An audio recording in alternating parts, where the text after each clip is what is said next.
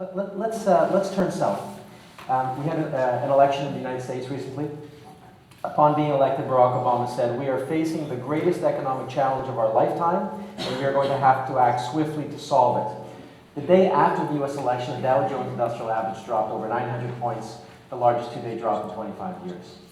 What can we expect to occur in the United States over the next little while? What is Barack Obama going to do about the situation, do you think? Well, I think that he already said it in his interview on CBS yesterday, on Sunday. His first order of business is to make sure there is some sort of a credible mortgage relief package. And I think that's the first thing that needs to be done. At the start of all this, you had the subprime crisis, you have a housing crash in the US, and you need to stabilize house prices. Until and unless house prices stabilize in the United States, it will be very hard to see the economy and have any sort of recovery.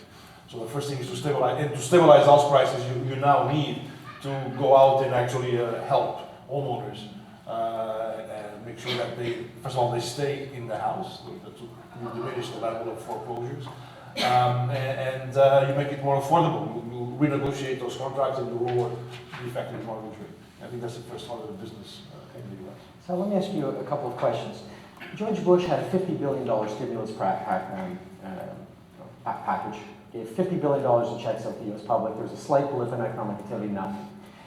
We've seen $300 billion of that $700 billion spent already. Again, nothing. So, let's say they give the U.S. consumer another $150 billion. How do we know they're just going to sock it away? How do we know that's going to have any kind of effect? It is having an effect, but you have to realize all the stimulus measures, all the efforts put forth to rescue banks and financial institutions and support the U.S. consumer, that's all they've done is put a floor on things. They prevented things from getting much worse than they otherwise would have been.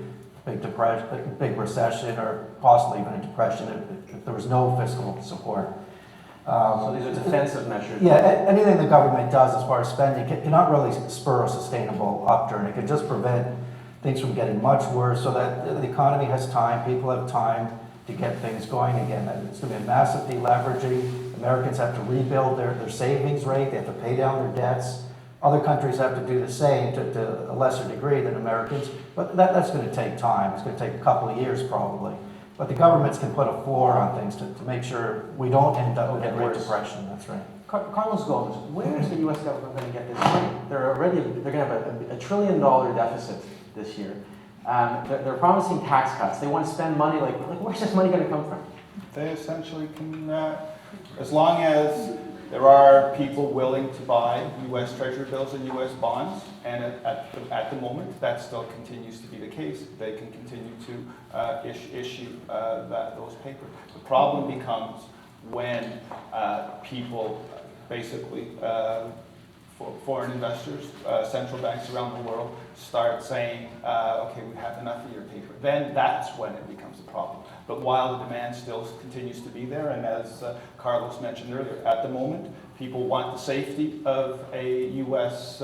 T-bill, U.S. bonds, for example. And so they can continue to borrow it, and as long as the international community is willing to take that additional paper, it's okay. So the risk down the line becomes when that changes, and that is a significant risk, and that's really where the implications lie in terms of possible downward moves for the U.S. dollar. But that's an issue of when that happens, and we're not at that point yet. Can you tell us what that's? I just want to add one thing, and that is, despite all what we might think, the U.S. still has room to issue more debt because the total level of public debt to GDP is still relatively low, about 70%, 65 to 70% of debt to GDP ratio.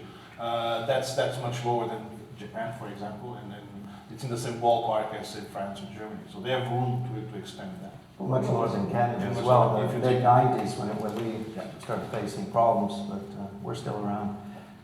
Tell us, what is the likelihood of monetary inflation? So they can certainly borrow the money. What if they start printing more money? They sort of pump up the monetary base. What happens if they just start printing money? The printing press is going. What's going to happen then? Are we facing another inflationary period?